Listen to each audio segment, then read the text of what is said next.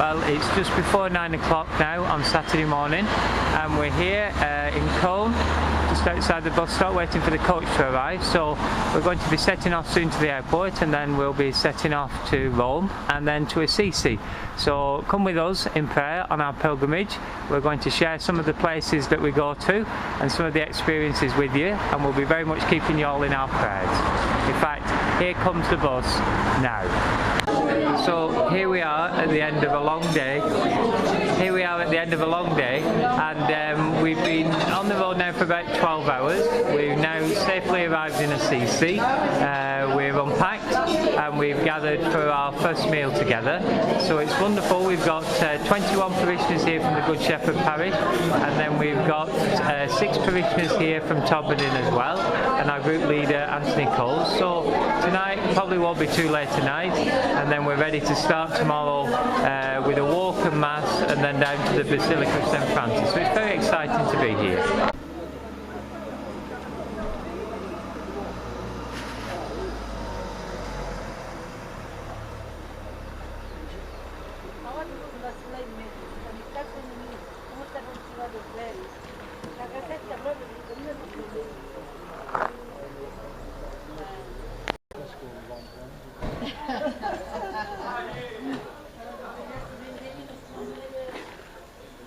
And then just press it to scuff it. Well, I got one and Maurice said it didn't work on hers this morning, so I went back up to try mine. Mine's fine, so I said to Maurice, if you want for it tonight, we'll do that. Or this afternoon. Then you charge yours and I'll probably. Phone me charge yours. Which floor are you on? You're on one.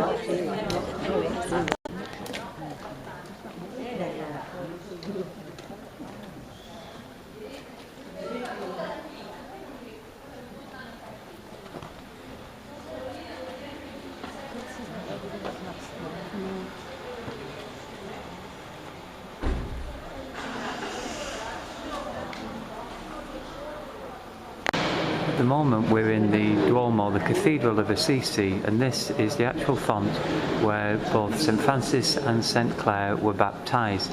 They were both from Assisi, both great saints of the Church, born at the end of the 12th century. And it reminds us that each one of us in baptism, we're given a mission from Christ, each one of us, to live out our faith for others. And when we have the saints, it shows that their beginnings are the same as ours with baptism, and each one of us are called to live out our baptismal promises and that call to be part of the family of God and use our gifts for others. In America, and they en bloc, brothers and sisters, they en bloc decided to come over to Rome, and their main charism is working for ecumenism.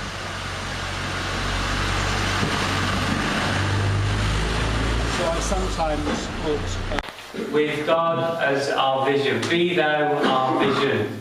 In the gospel today, the Pharisees are trying to catch out Jesus. Who should we pay taxes to? And he says, give to God what is God's. So we put God first. And whenever we come on pilgrimage, then we're putting God first. And we bring with us so many things in our minds and in our hearts. And this is the first time we've really gathered together in prayer. So we bring together all those people, all those situations in our minds and our hearts, and we lay them in front of the altar. And sono molto contente. Mi fa molto piacere essere qui ancora. Provavo predicare un po' in italiano dopo un po', sì. In God's presence, we remember His love for us and our need for His love. Lord, thus says the Lord to His anointed Cyrus, whose right hand I grasp, subduing nations before Him and making kings run in His service, opening doors before Him and leaving the gates unbarred. For the sake of Jacob, my servant, of Israel, my chosen one, I have called you by your name. giving you a title, though you knew me not. I am the Lord, and there is no other. There is no God besides me. It is I who arm you, though you know me not, so that towards the rising and the setting of the sun, people may know that there is none besides me. I am the Lord, there is no other. The word of the Lord. St. Paul to the Thessalonians. From Paul, Silvanus and Timothy to the church in Thessalonica, which is in God the Father and the Lord Jesus Christ, wishing you grace and peace from God the Father and the Lord Jesus Christ. We always mention you in our prayers and thank God for you all, and constantly remember before God our Father how you have shown your faith in action, worked for love and persevered through hope in our Lord Jesus Christ. We know, brothers, that God loves you and that you have been chosen, because when we brought the good news to you, it came to you not only as words, but as power and as the Holy Spirit and as utter conviction. The word of the Lord. Thanks be to God. Management exercise that involves a big glass jar, some large rocks, some small stones, and a pile of sand. And if you put the sand into the jar first, there's no room for the stones and there's no room for the rocks. But if you put the big rocks in first, and then you put the smaller stones in second, and then you put the sand in, you fit everything in the right order. And there's a real sense of doing things in the right order in the gospel today. Who do we put first? We have that long tradition of tithing, of giving the first 10% of what we have, the first fruits. It goes right back in time to the people of Israel. Many people, the first job that they have, the first wage they will give to the church because they were giving it to God. And when we do that, when we put God first, then everything else falls into place. And all of us will have brought many things with us. Some rocks, lots of sand, lots of things that we think are important that can fill the jar. But the most important thing to put in place first is time with God. And when we do that, when we put that in place first, then everything else will find its right order. And we have a wonderful opportunity this week on our pilgrimage. The very fact that you have decided to come on pilgrimage means that you are making time for God. And so leave everything else a little bit now and let God hold on to that. And if we put God first, then everything else will be in the right order, and we'll be living out the gospel today, giving to God what belongs to God, and then everything else can just fit in afterwards. Gesù dice oggi è molto importante mettere Dio la prima.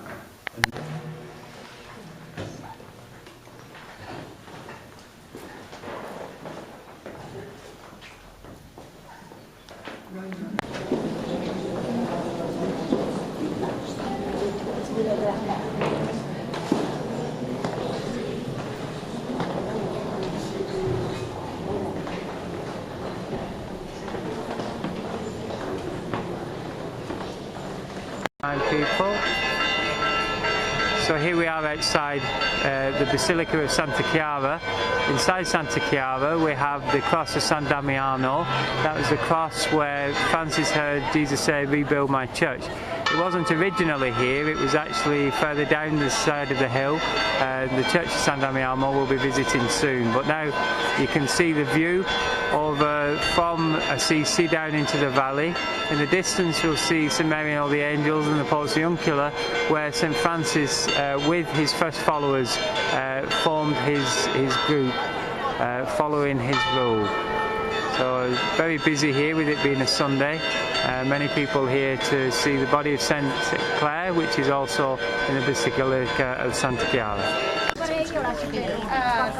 Tour, the Franciscans had to build an orphanage in the city, Assisi, and then the government allowed them to have their church back because they were using the church and the convent as an orphanage. Stroll out.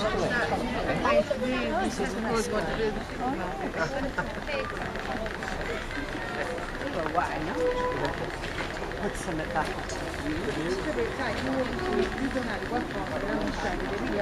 And in a few moments we'll be walking down the next little section and you can already see the boundary wall here of San Damiano.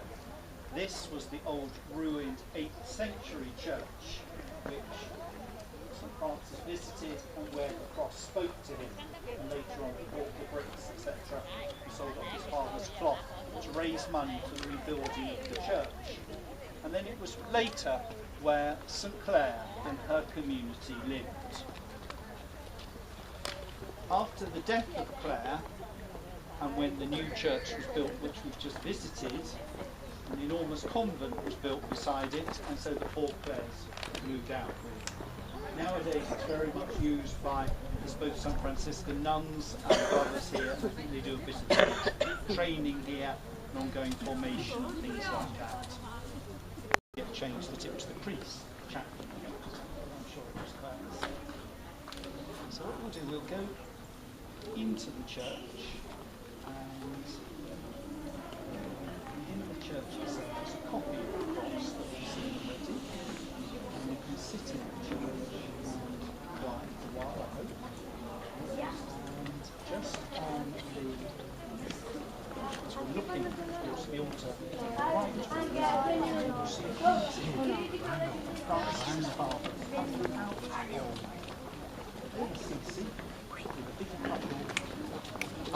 His son for hiding. You see the parish priest St Jerome, and put the Bible together as we know it. And we have Francis and Clare, and Clare's mother too. And it's set against a background of this part of the world with Lake Trasimeno, the lake that's north of here. And then over here we have a painting of two popular medieval saints, St Sebastian. St Sebastian was in the imperial guard of Diocletian, he became a Christian, and his fellow officers shot arrows into his body, just to make it very painful and nasty. That didn't kill him, he was killed later on for that. A very popular saint in the early church.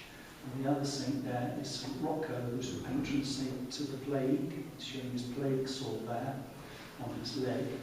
He's often depicted with a little dog, because he's the patron saint of those who eat dogs. So that might be appropriate for some of you. It also reminds us, of course, of the dogs licking the sores, a biblical description. Well, dogs have very high nitric oxide in their saliva, and it does help with them. It is rather like an antiseptic. A doctor who's working out in the Solomon Islands noticed the youngsters were running into the coral seas, cutting their feet on the coral, which usually go nasty and horrible. He noticed the dogs were just licking their sores, and they didn't have any problem. I was telling this.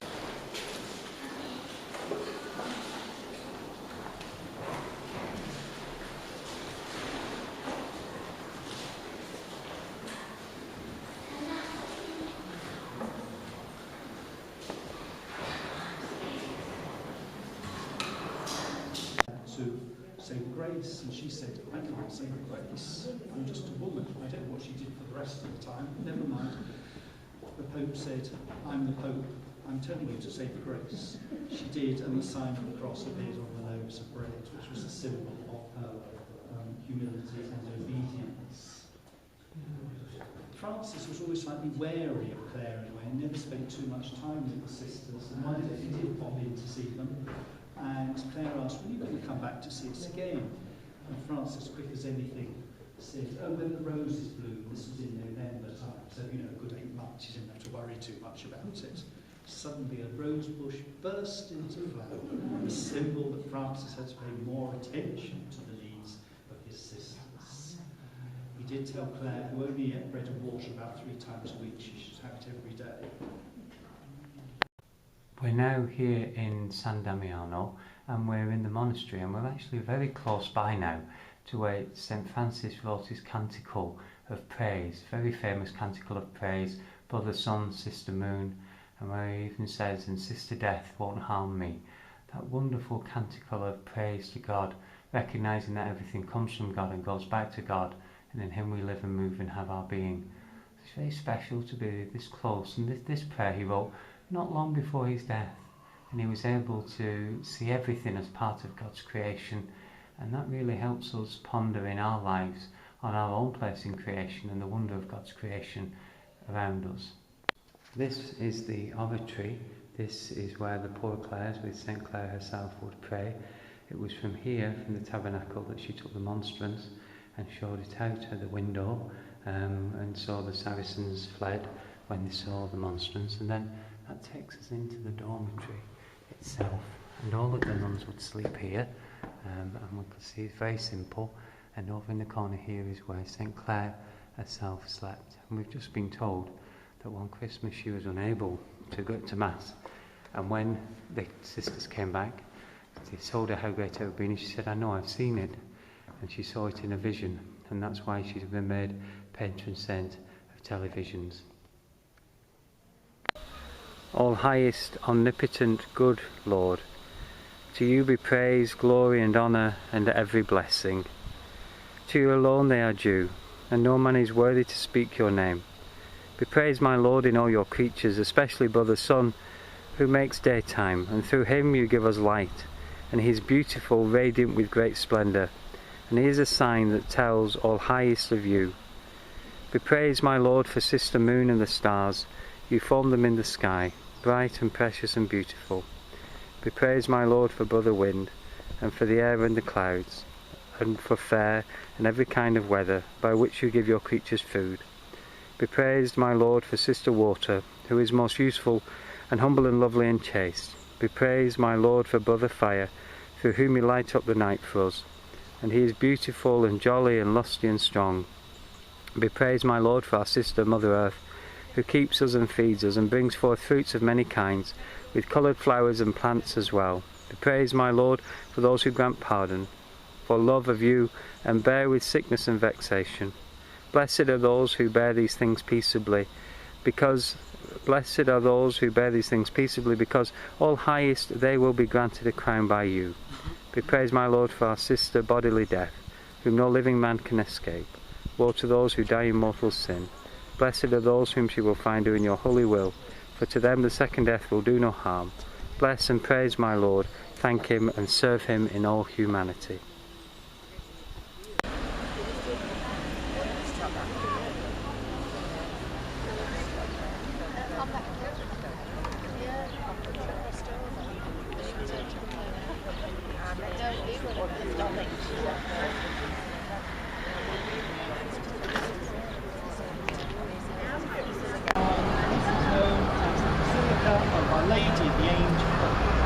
Our Lady and the Angels, Maria de Angeli, Mary and the Angels. And that's because Francis heard Our Lady singing in the woods. There you are, there's a little tree bug over there. You see there are still some woods around, but mainly it's modern development, lots of hotels and high-rise apartment blocks. And it's down in the valley. To the river, which is just over in that direction, and the rent that they still pay, as I mentioned, is as basket each. Well, exactly between 1569 and 1679, at the express wish of Pope Pius V, this basilica was built. Now, Pope Pius V was the Dominican Pope. He was obviously being nice to the Franciscans, allowing them to build this great church. And he's the Pope who decided to wear his Dominican habit, and since that time the Popes have all worn it. Just because he was a Dominican. Franciscan being made Pope first, perhaps Popes would have worn brown, who knows. It has suffered earthquake damage, and particularly even in the last earthquake of 1997, when Our Lady definitely took a wobble. Just as they were celebrating Mass nearby, she took a wobble when there was another shake. So they took her down, and also they had to do a lot of work inside as well. Your little books about somebody offering him the doves, and he said they shouldn't let themselves get caught because they represent the soul. When he brought some doves in, they were very tame and like chickens. So St Francis and the doves, and there's two little doves here. And then St Francis Street there, in our alphabet, Arabic, Hebrew from Cairo.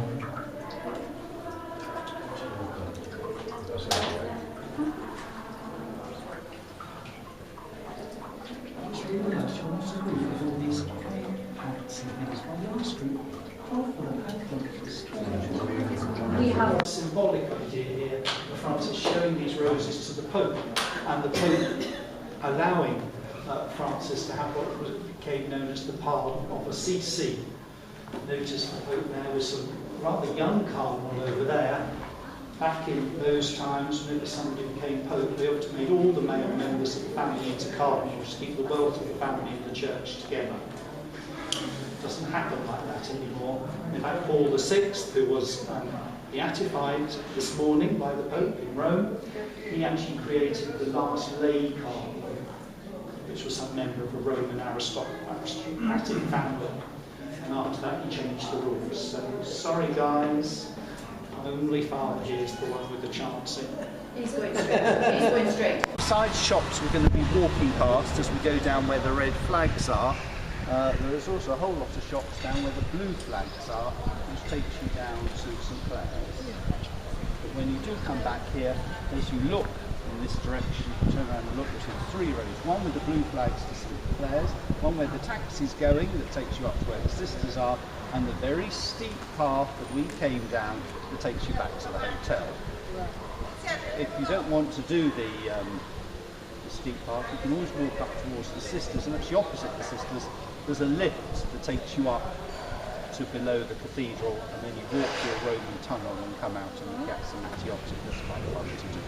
This is the way of faith and hope and love. Your spirit is the fire of love, the fount of wisdom, the bond of unity. You call us at all times to be people of the Beatitudes, witnesses to the gospel of peace and love and forgiveness. You call us at this time, when war and rumours of war weigh heavily on the peoples of the Middle East. Their lives are already broken by suffering and violence.